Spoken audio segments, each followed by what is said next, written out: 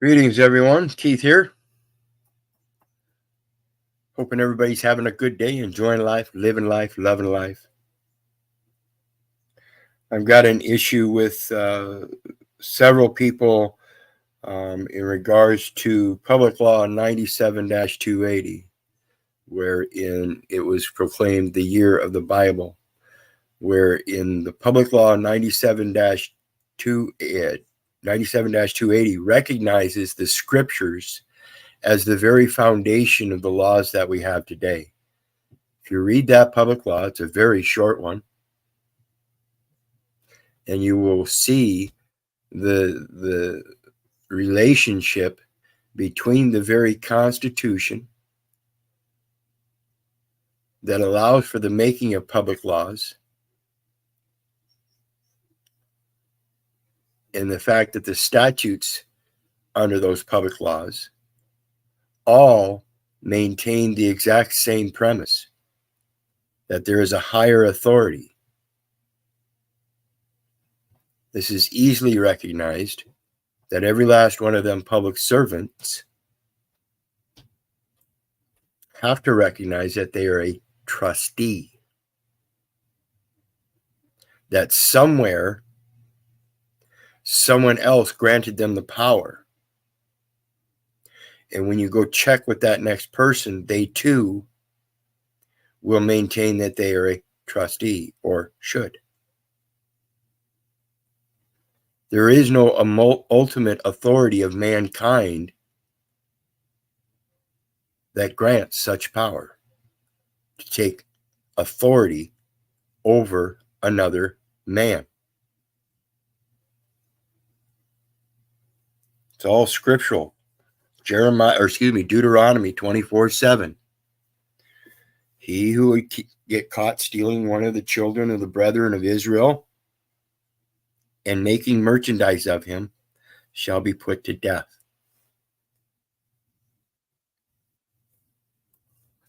So when we look at Jeremiah 1:5, it says, "Before I formed thee in the belly, I knew thee. And before thou camest forth out of the womb, I sanctified thee, and I ordained thee a prophet unto the nations." A prophet unto the nations. Again, telling us that they got the laws of their very nations from the hearts of the prophets that went forth with ministering these words of sanctification and ordinance.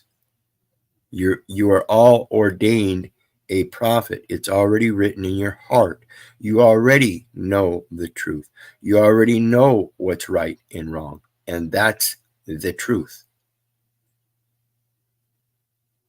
It's not a matter of, well, it's true if you classify it as this, or it's true if you classify it as that, or it's false if you classify it as that. Those are all statistics.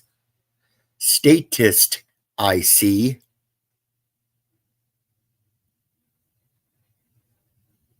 Statistics for materialistic noun form data elements. That's all it is.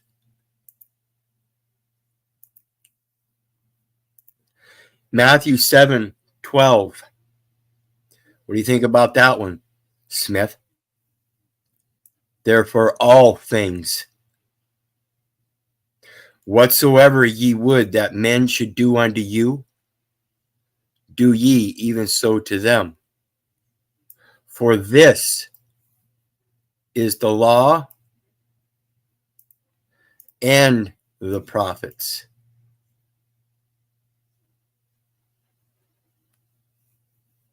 The law and the prophets.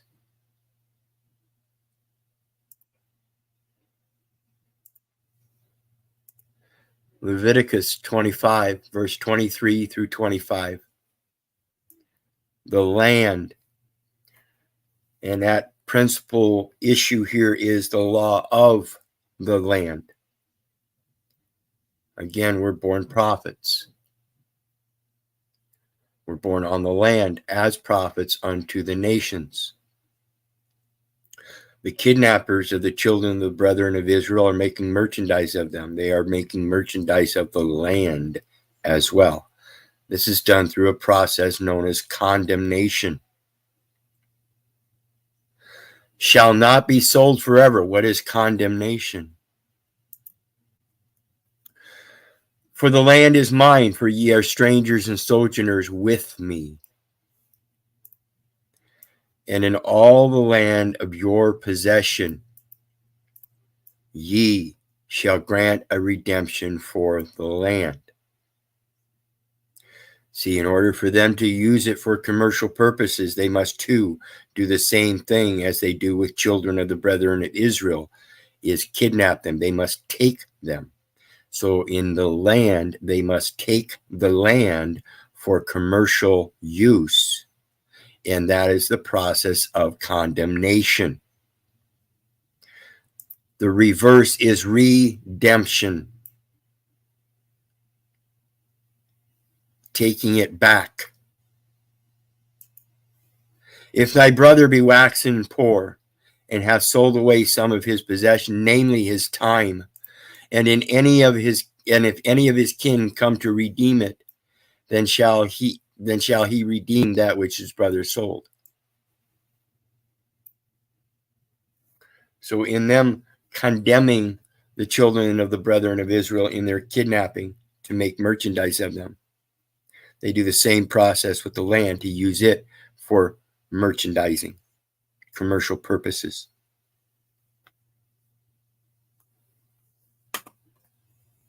That's what's being sold. And that's what you're supposed to redeem. Is they've condemned the land which shall not be sold forever. So they condemn it for commercial use.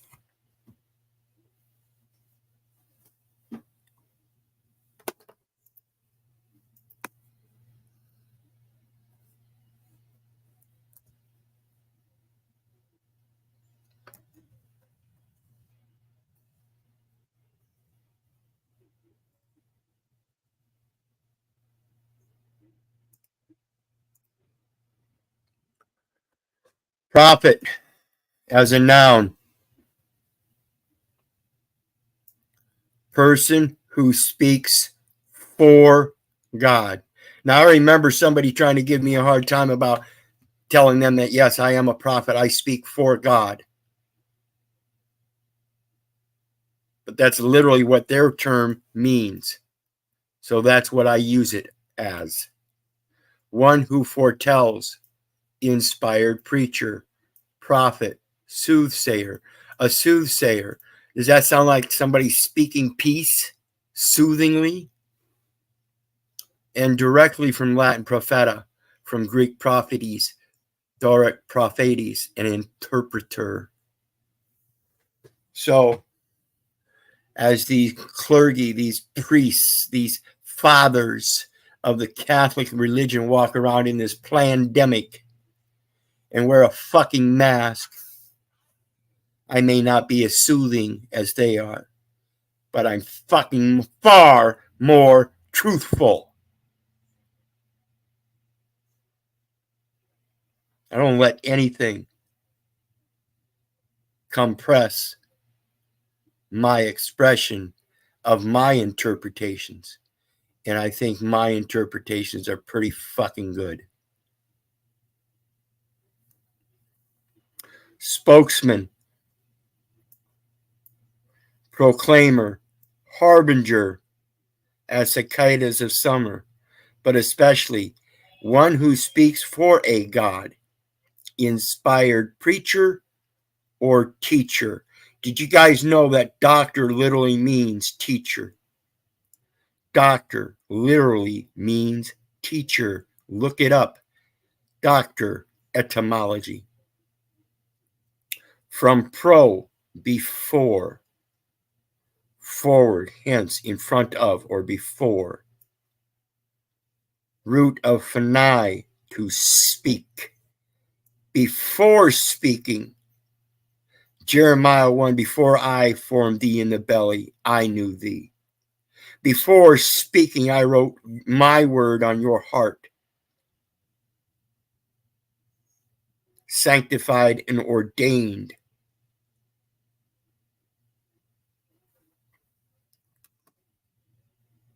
From pry root ba, to speak, tell, say. The Greek word was used in Septuagint for Hebrew naj, soothsayer, inspired prophet. Early Latin writers translated Greek prophetes and Latin vates, but the Latinized form propheta predominated in post-classical times.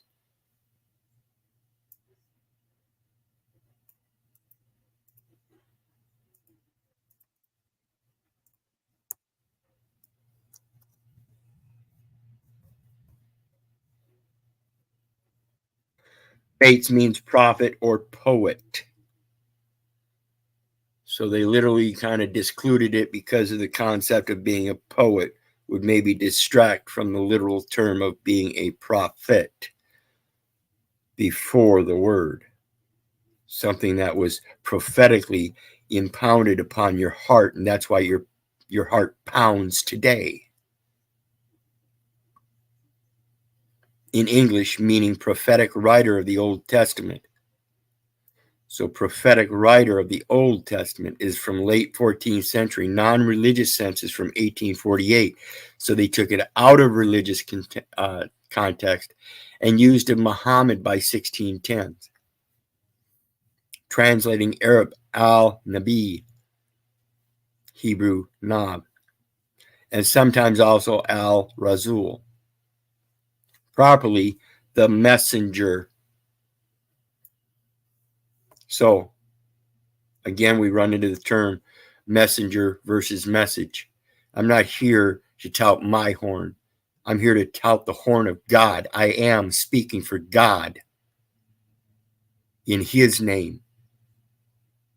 Who the fuck cares about Keith Little? Who the fuck cares about Keith Conrady? Who the fuck cares about anybody except the truth? Oh, 98% of the world stuck in their egos. The Latin word is glossed in English, in Old English, by Wittge. The prophets for the prophetic books of the Old Testament is by late 14th century.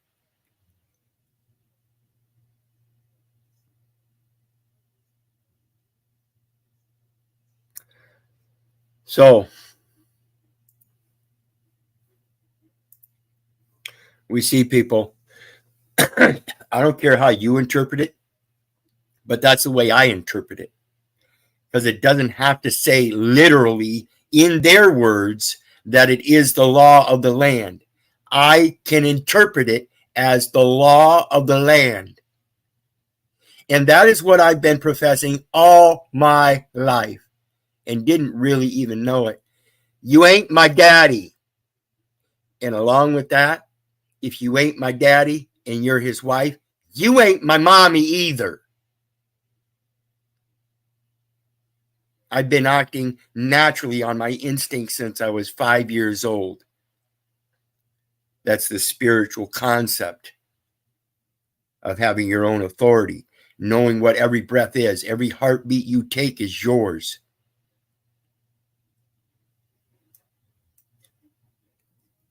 It's what drives your motivation. My sister Kelly held her breath so long one time she passed out because she wanted to find out what it was like. Sickening.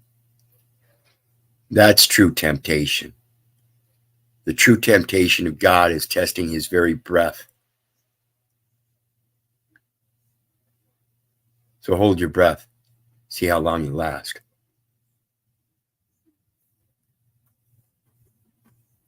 How's that for your law?